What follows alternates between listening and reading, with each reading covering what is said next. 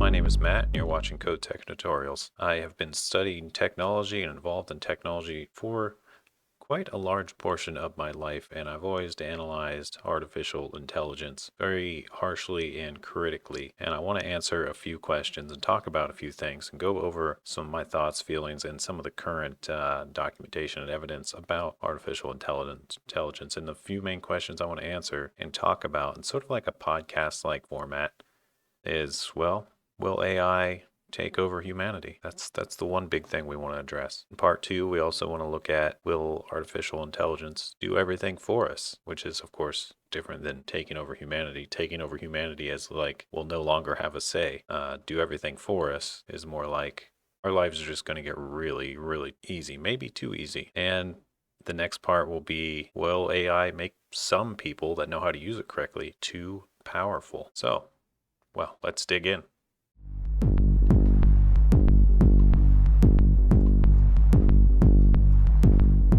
Now, if you look at how most robots are right now, they can sometimes do little simple things they're programmed to do, and there are some that are like being programmed to talk and have a little bit of a personality and things like that. But overall, most of these robots are overpriced and rather useless. Like, sure, you can show off to your friend for 1 second, like, here, check this out. My robot has an arm that can grab something. And then you're like, all right, well, there's like 10 seconds of my day gone and nothing really to show for it, because beyond the use of like sorting things in a factory or something, or turning a donut or whatever robots do in factories, there's relatively no use for these little, very technical and goofy movements. In this video here, which you can see from CBC News, talks about how robots are starting to take positions in factories. And this somewhat makes sense.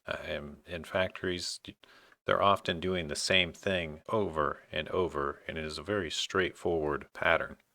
So when you're writing a program to deal with a pattern, that's somewhat considered AI, but in my opinion, that's not AI. It's just like a for loop going through the same thing every time, with a few maybe if else statements to detect some cases, but only cases specifically programmed. And as you can see, these robots work, and they're calling them, I don't know, they're not really calling them AI here. They're just pre-programmed to do exactly what they're doing. Sure, you could have a human standing there doing it, or you could just have a robot do it. Obviously, you make the robot do it, because no human wants to sit there and do this all day for a tiny bit of pay. Now, this sort of does bring up the issue of more people need jobs and that sort of thing. Is it really cutting people out of their job? I don't know. I guess that's up to debate, but I don't know how to really get into that too much further.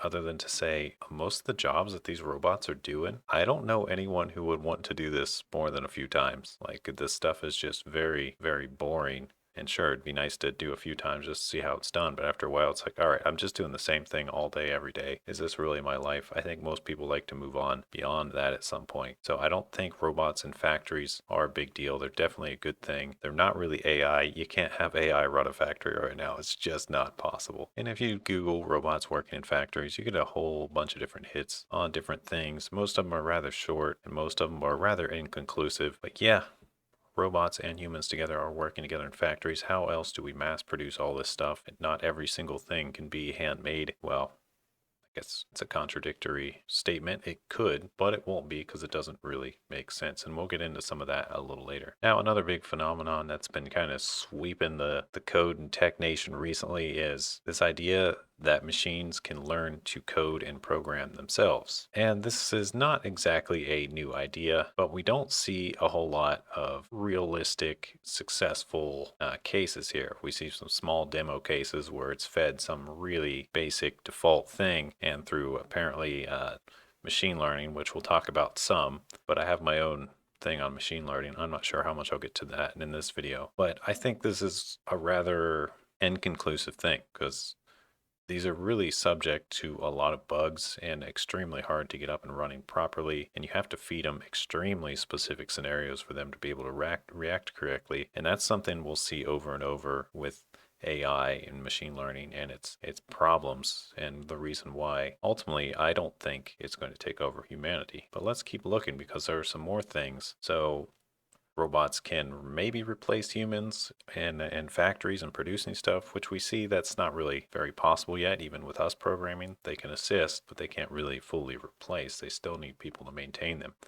And we see that with software writing itself. So if they could write themselves and kind of make their own factory, hypothetically in the long run or in 100 years, then that's a huge step. But is something like that ever really going to happen or be possible? Now, to say, even if it is possible on some level, AI comes to a roadblock when it needs resources. Sure, it can program itself now, hypothetically. We'll say that it can't, even though that's not something that's viable. But what if it could? And what if they could actually run factories and produce stuff and build stuff? Where do they get the resources? They still need humans to go figure out that. Where do they gather wood? How do they gather coal? All the other materials and elements and metals, and whatever they may need to produce whatever they're trying to produce. That's a big roadblock. So they would need to make some kind of machine to go harvest resources. That resource gatherer would have to bring back resources so they could actually do what they want to do. And it's just a whole very convoluted, difficult loop that an AI cannot just solve easily.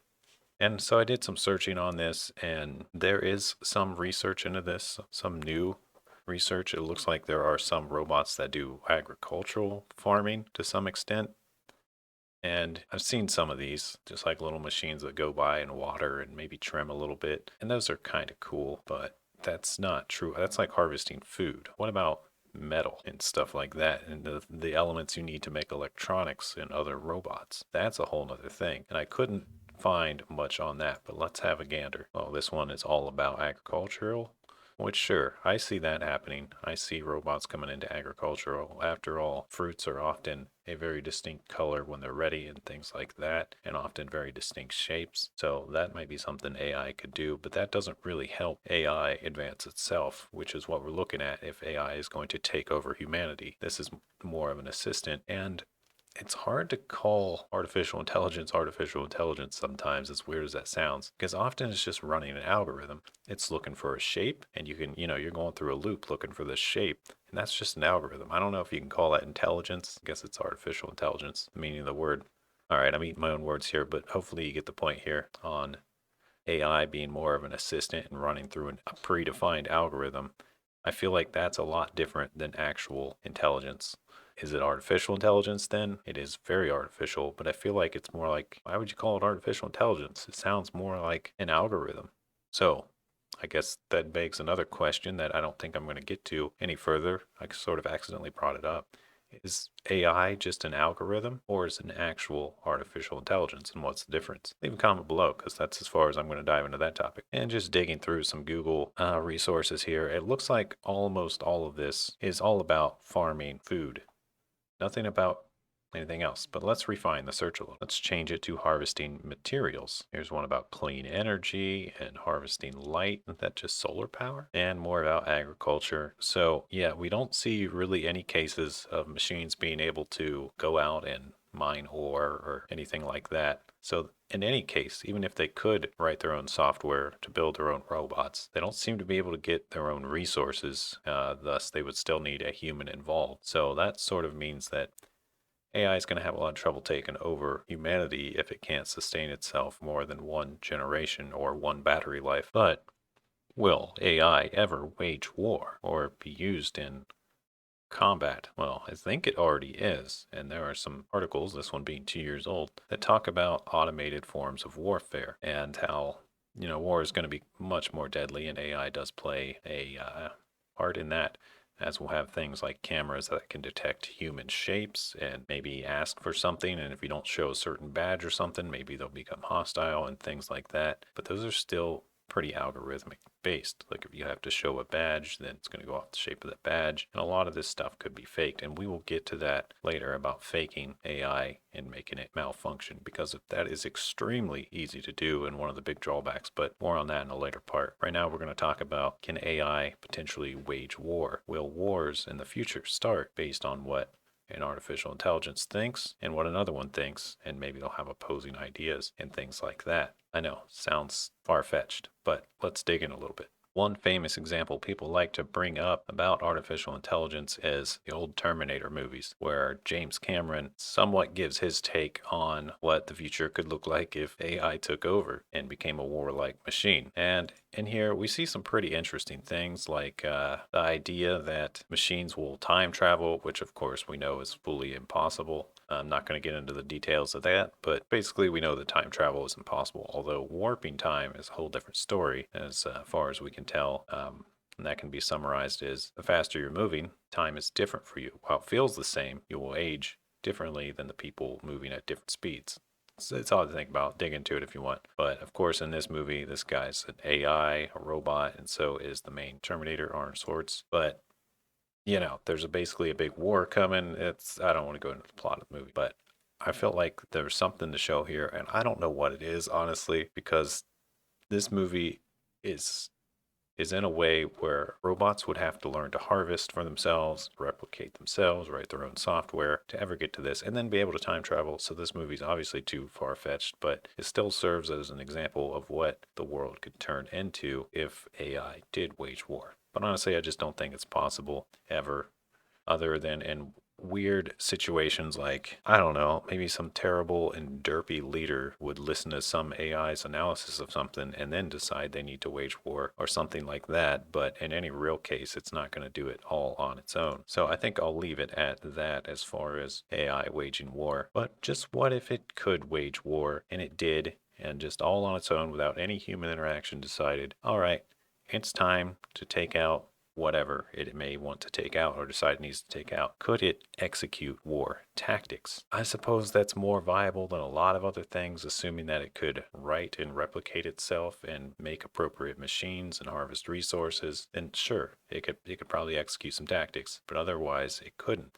Now, people like to say, okay, we sent a drone out somewhere to go do something. It was unmanned. It just did its thing. Okay, well, someone programmed it to do what it did. So while it was unmanned, there was still a man behind it. It didn't just make itself and go do whatever it needed to do. So in general, right now, even when people say, "Oh, we used an AI to go do that," I think it's more like you used an algorithm to go do it, because AI isn't very viable or reliable yet, and we'll get into that more later too. All right, that's enough of this section. Let's move on to the next section.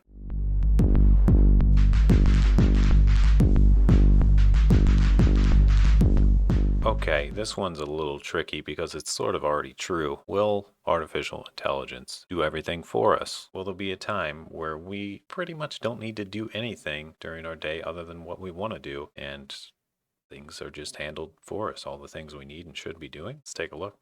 Well, the first thing, big thing, is how do we get around? How do us humans travel and get to where we need to go? And of course, artificial intelligence is deeply embedded in this, as a lot of big technology companies, I don't think I even need to name them, you'll see them all over the place, are trying to figure out how to get cars to drive on their own without any human involved. Just give it a location, it goes there, and you see lots of videos on the subject, you see lots of studies on the subject, and I'm not buying it. I wish it were a thing. Right now, it seems like most navigation stuff can sort of detect the edges of roads, in the center of roads, and other cars, and some objects and stuff like that. But beyond that, they don't seem too great. And as soon as there are no edge lines on the road, then they just don't function anymore and things like that. And also, just one little small error or slip up could have you careening into another car or into a barrier or who knows what. Sure, that's unlikely with how currently advanced it is. Usually they just stop and pull over and say, and ask for a human to take over, which kind of defeats the purpose, if you ask me. So AI for maps and navigation and driving as part of doing everything for us, while it sort of helps right now, it's often quite a hindrance. I can definitely say there have been at least two instances in my life where I'm pretty sure maps and navigation from GPSs have actively attempted to off me, like permanently. Like once one tried to get me to drive off a cliff. I kid you not. It was like, turn right off this cliff. And I was like, no, I'll choose to live today. Thanks, GPS. So It's happened to me. I don't know how many other people it's happened to. I've also had an instance where it, for some reason, I was on like a main highway going a long distance and just kind of listening to my GPS, like, okay, take this route. And at one point, it just decided it was going to take me out some back road that was a dead end and like this area that looked really sketch. So it gets there, takes me to a dead end, and then when I get to this dead end, it says return to road. It's like, you took me here. What do you mean?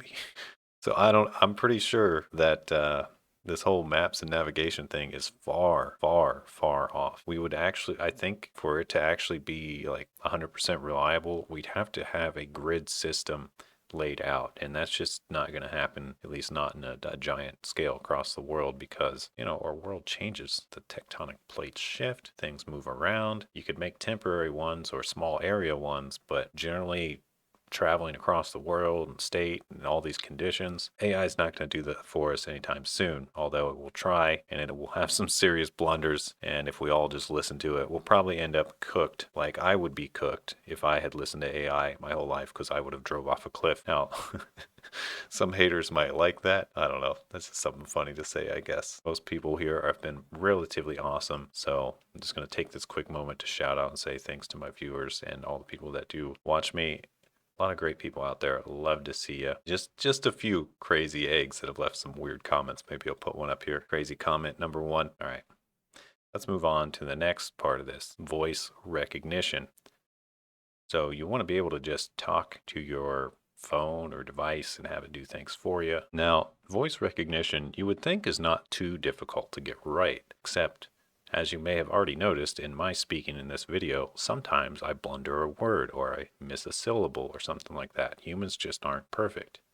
So it's really hard to get a proper voice recognition. And in my experience, it's not very good. I don't know if it's improving or not, but for me personally, I try to use text to speech a lot for my phone because I don't feel like typing out long winded things over text. I'm sure a lot of people do this. Well, sometimes I'll look down at what it wrote for me, and it is something just so far off and wacky compared to what I was saying. It can't seem to pick up my slang. Like when I say, what's up or something, it translates that into something weird. I don't know. Let me just do a test. Hold on a second. So maybe let's just give it a quick go. Let's give it a quick test. I've got my phone here. And I'm going to go to a little voice recognition prompt, say a few things, maybe something I would text to someone. So let me go ahead and just bring that right up. Okay, I'm trying to find, give me a second. I'm trying to find something that someone I can text without like confusing a lot. Here we go. I'll try this. Okay, so I'm going to press my voice recognition prompt and start talking. And now we're going to see what this translates this to. Hey, quick question. When you're done with work, do you think you could pick up some milk and eggs and maybe a pizza or two on the way home? Okay, and that translated to, hey, quick question. When you're done with work, do you think you could pick up some milk and eggs and maybe a piece or two on the way home? A piece or two. Not a pizza, but a piece. So imagine you're saying something really important where the words you use are critically important and it just like substitutes something in randomly.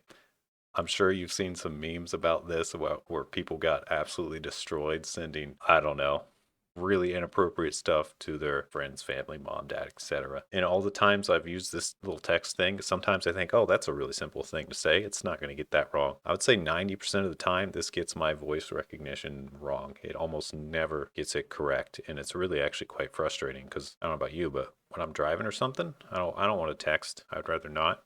If I get stopped at a stoplight with nothing to do for a second, I might say okay or something. But generally, I'll just pick up my phone, hit the button, say what I need to say, and hit send, and just hope that it didn't send some totally inappropriate thing to whoever I'm talking to. So, and that's Google's latest. This is updated as of today with Google's software, voice recognition. Terrible, barely functional. Or it's better than nothing, I guess, but just the ability for it to absolutely destroy context and say words, the wrong word all the time.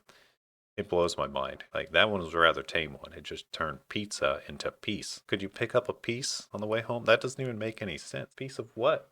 Shouldn't it be able to detect that doesn't make sense? I don't know, but it can't. Now let's talk a little bit about facial recognition. Okay, facial recognition is tricky. A lot of new things are saying, you'll see on like the new Mac stuff that they have face recognition. You can flip open your laptop and take a look at it and say, hey, scan my face, and it'll just unlock for you. And apparently banks are starting to do this too. And I don't know what to think of this.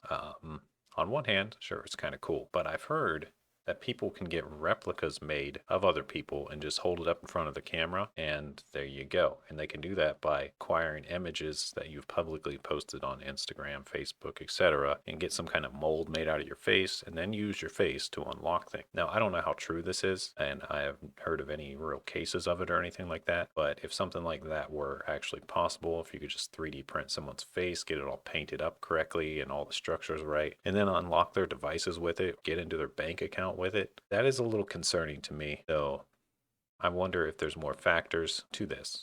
Let's have a little gander. So I did a Google search for how easy is it to fake facial recognition or confuse it. And we do see some new articles and some new videos. Looks like this is a relatively new subject. Well, I guess we've seen them for a while. We 3D printed our heads to bypass facial recognition. There's even a video from Forbes here. And let's see if we can get to the conclusion of this. In this video here from Forbes, we see that this guy did a test, had his face 3D printed, and he did actually, even with the strongest settings, unlock his phone with this fake model of his head. So this was 2018. Maybe the facial recognition has gotten a little stronger since then, but it looks like this is a pretty viable strat for unlocking these devices. So yeah, they did a bunch of different phones, and yeah, basically it was very possible to just unlock things with a 3D replica of your head. So I don't think facial recognition is very secure for that reason. Of course, it is a giant set of difficulty. Weird way to say that, I know, to go and get someone's head printed and maybe cost a lot of money or a little money. But if you have the means to do it, it's a pretty easy way in to someone's account if you know they use facial recognition. So I personally wouldn't ever use facial recognition because of this reason and the problems of security. Hopefully that improves. But yeah, that's a bit concerning. What do you guys think? Another thing I wanted to take a quick look at while we're looking at whether AI can do everything for us is, well, can it entertain us? Currently, it takes a writer, producer, actors, and a whole suite of individuals to make most entertaining content, or just a single individual in the case of a lot of YouTubers. Yeah, that's a shout out. Do the buttons. Hit the buttons. Thanks. All right. Well, let me really dig into this for real. Can AI make content? Can it make films? Can it make demos? Can it make YouTube videos? Can it make a whole channel? Can it write books? General stuff like that. And well, the short answer is yes, it can, but in my experience, these are typically pretty bad. Like, there are definitely some AI YouTube channels where it's purely AI generated content, and some of them have a decent amount of subscribers. I'm not going to show you any of those now because I don't want to give them free advertising. They're already milking it with their easy free content. Now, that's not the true reason. I just don't feel like digging in, but it does happen. They're pretty easy to find. I'm sure someone will post something eventually about them down below. There are a lot of them. I've seen, when I was in college, I was in an AI course, and one of our projects was to look at something made by AI in real world use. And I looked at a trailer made for a movie. It was a movie about AI, and they made the trailer with AI. Fed it the whole movie. They said, okay, well, the AI was programmed to pick certain parts that were most interesting and put them together. And wow, it could get a nice, a minute and 30 seconds worth of clips. The thing it couldn't do was write a story that made sense. Like, the order and the transitions were all over the place. It was hard to follow. So it did take the handiwork of human to go in and clean up the AI's work. But the AI did a good chunk of the work of picking out the interesting scenes. It just couldn't put them together in an order that was easy to follow and made sense to follow. So that's what I found in some study in college. But that is one thing they can do for us. It just seems like, as of right now, AI can't make very interesting content. They make something that's like, oh, that's cool because AI did it. But if it were like someone else doing it, I would rail them and give them a hard critique and a downvote because it's so bad and it doesn't make any sense. But since AI made it, then cool, thumbs up. That's like the current state of AI making content. And I think that kind of ties in with, can AI program itself and stuff like that. It's so bad at like figuring out like logical context that makes sense that it just has a hard time with stuff like that. But what else can it potentially do for us? Can it pay bills? Can it trade stocks? Well, it's not really AI that does this sort of thing. You can call it AI, but they're still just algorithms. Sure, you can design an algorithm that looks at the history of a stock, tries to determine whether to buy it or not. Then maybe you can make something that executes based on that decision, whether to buy or sell. I wouldn't call that AI. I would call that an algorithm. And same for paying bills. Sure, you get billed every once a month for something or once a year or something like that. You can just have auto pay turned on. That's sure while it's being done for you, you still got to be careful that, you actually have money in your account and stuff unless I don't know. Think about this scenario though. What if you had AI that automatically made content for you, and when you got paid, it used whatever you got paid for making that content to auto pay your bills. So essentially, you set up this system of content creation that somehow makes you money, maybe through YouTube ads or something. I don't know. Just hypothesizing here. And then it takes that money and whatever account it goes into, it pays your bills with it. So essentially, once you set up this content creation machine, you can have all your bills paid. Now, that's something that might actually be viable, but you still need to be behind it. You still need to tweak it, make sure it's actually making good enough content for people to watch and stuff like that. So it's still going to be, there's still going to be a lot of human element to that sort of thing, although that is a kind of a cool concept if you think about it. Well, I think it's time we jump on to the next subject.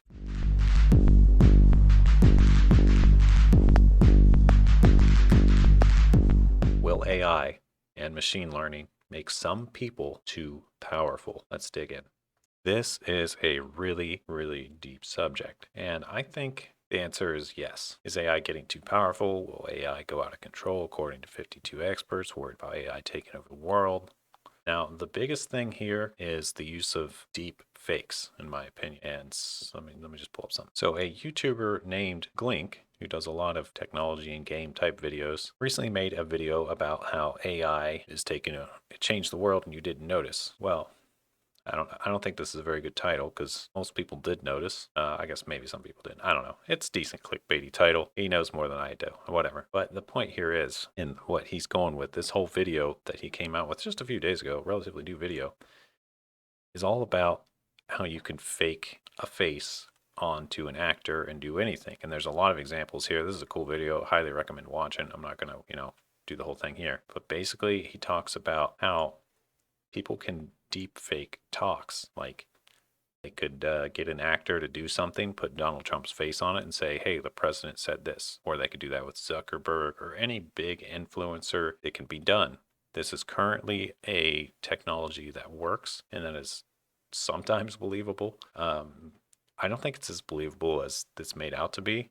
Anytime I look at one of these deep fakes, if you just look closely, you can always tell that like the face doesn't quite look right. There's always something a little off, but if it's done really well, you can't really tell. It's just hard to get it perfect. So these whole deep fakes, while they're neat and it's a viable concern, I think it's just too easy to tell. But once it gets to the point where it's not too easy to tell, this could be a problem because this is something that someone that's not necessarily involved in, I don't know, politics or something, they could just, for lack of a better way to say it, they could sit in their basement, program up this elaborate deep fake of something happening, and get a reaction out of a lot of people and potentially start or cause a lot of problems based on the reactions they could cause by these fakes.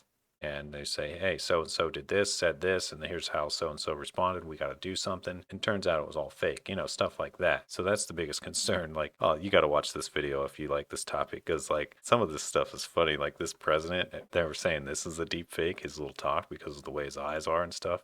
And I don't know. I guess he also had a stroke or something recently. So maybe not, but people still don't know if this is a deep fake or not. So there's some interesting things going on with this deep fake, and I think personally this whole deep fake thing can make people a little too powerful. It makes social hacking a little easier in a lot of cases. And also another concern is people can deep fake you or anyone. They can grab all your images off your public social media and superimpose you and make you do or say anything, stuff that you don't agree with. And even for let me see, there was one other thing here somewhere that was interesting, and it was about some kid who got shot in a school shooting, and his parents, here he is, his parents made it basically a deep fake robot of him. They hired an actor, put their son's face on him, and it's basically an ad against school shootings and gun control. It's an ad against guns or something like that. I'm butchering that, but it was his parents' decision. This kid had no say in I don't know, given how he got unfortunately murdered, I'm sure he would be fine with it, though. I mean, why wouldn't he be? Like, hey, do you mind if we use you to help prevent this in the future? Of course he's going to say yes, but I don't know, Blink kind of stated that he didn't give consent because, he's not around anymore. But, If he's under 18 and his parents wanted to do it, I think that's fine. So, yeah, well, sure, trolls can use this for evil things or malicious things. There's also some good use of this deep fake thing. And I guess there's another big thing that I haven't really touched on. It's something, I guess there was a Black Mirror episode of this. I don't see it here, but basically this girl's boyfriend gets killed in one of these episodes, and she ends up getting like buying a robot of him, but it of course it's not actually him. It's just like, it takes all his public accounts and stuff, and they make a personality. And basically it's this deep fake of a real person that really exists and a robot. And it's a Black Mirror episode. So it was a pretty interesting one. I think it was like season 2, episode 1. I could be wrong on that. But anyway, the point of that is it was highly unrealistic. It was like they took it to a level where it's obviously not possible, and it's not going to be possible for a long time in that show. But apparently, you can still get like some things. You can have things said in the voice of people, like that video I was just talking about. They had his voice, and he's no longer around just based on recordings. They were able to use AI to make his voice, and they were able to use AI to replicate him like a hologram, kind of like that Tupac one they did a while ago. So I don't know if that's a viable thing. I guess it is. It's sort of like a memory thing or remember this person, but to have them say stuff and do stuff from the grave, sort of weird. I don't know, pushing the boundaries a little bit maybe of what's morally correct in my opinion. But, if everyone consents that could, and like in this case anyway, I don't think this is too grievous of a thing, but there could be cases where it's real bad. Like, I don't know, I'm sure you can think of something like, I don't know, maybe using Hitler to try to reincite something and fake that he came back, like Heaven's Gate cult stuff, and say, hey, Hitler's back. Let's restart this whole thing. And people will actually believe it. Because of course they will. Have just look at some of the stuff your Facebook friends are saying. They'll believe anything.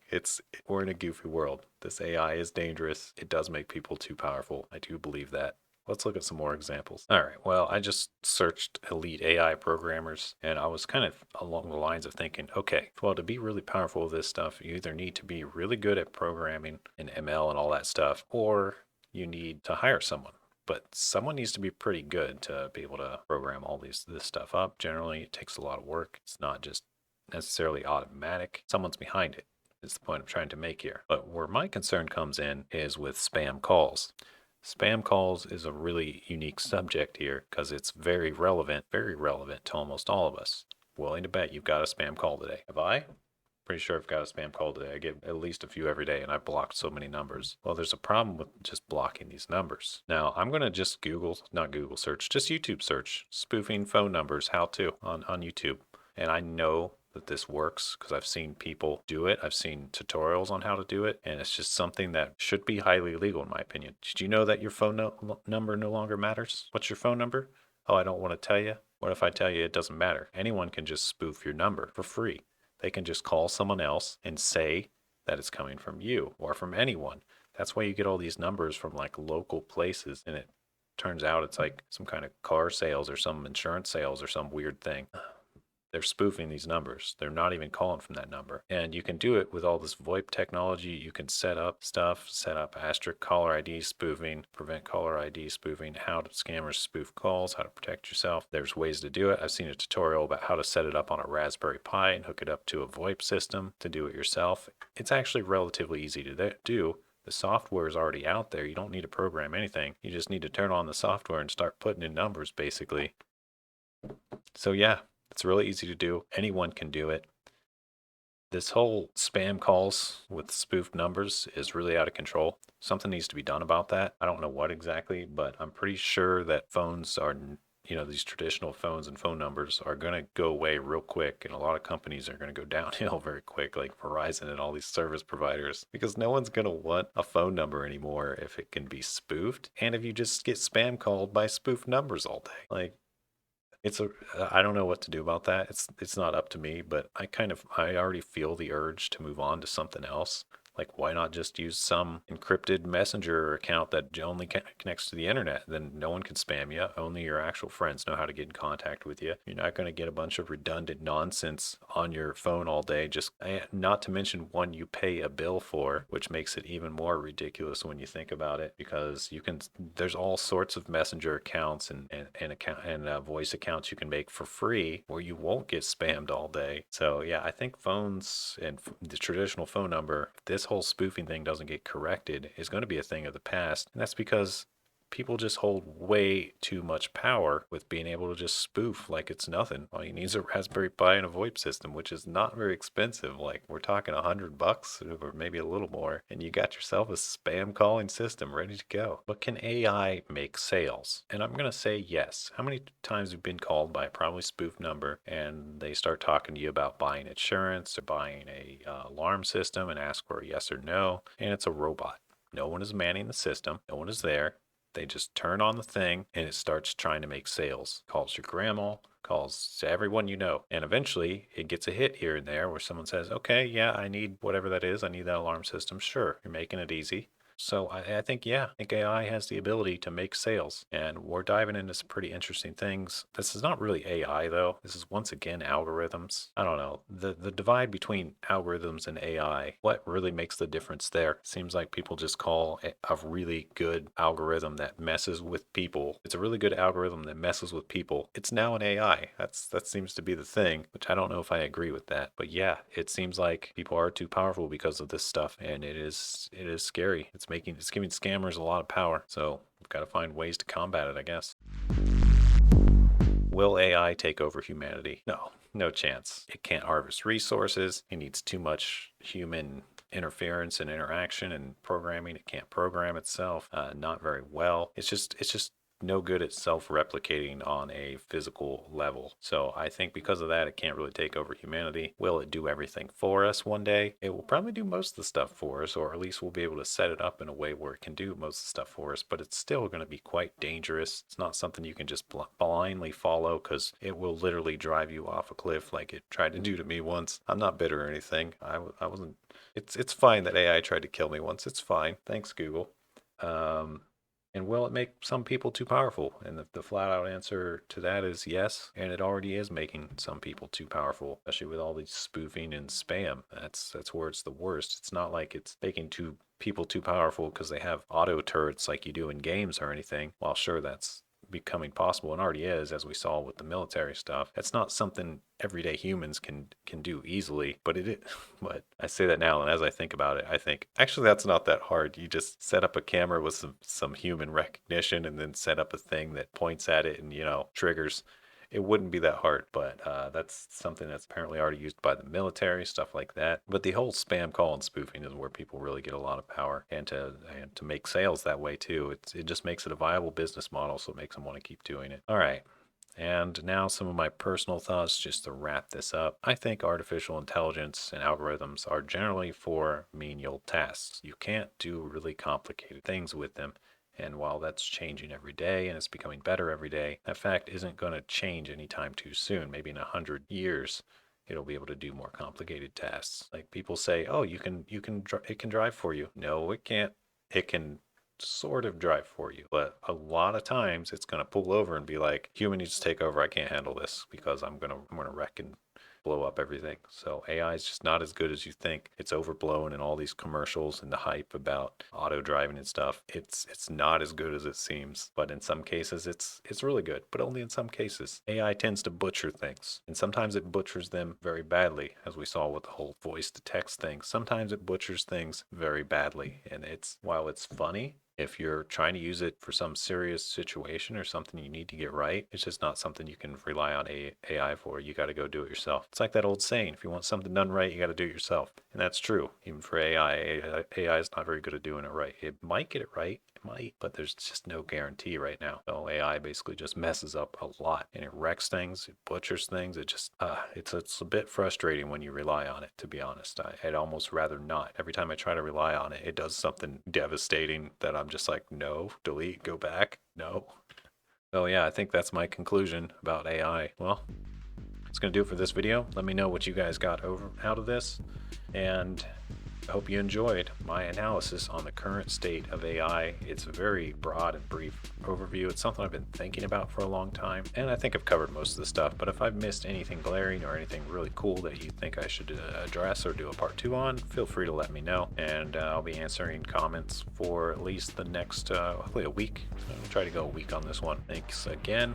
All right, peace out, guys. Take care of yourselves out there. Don't rely on AI too much. Handle your business. Matt from Code Tech Tutorials, over and out. Peace.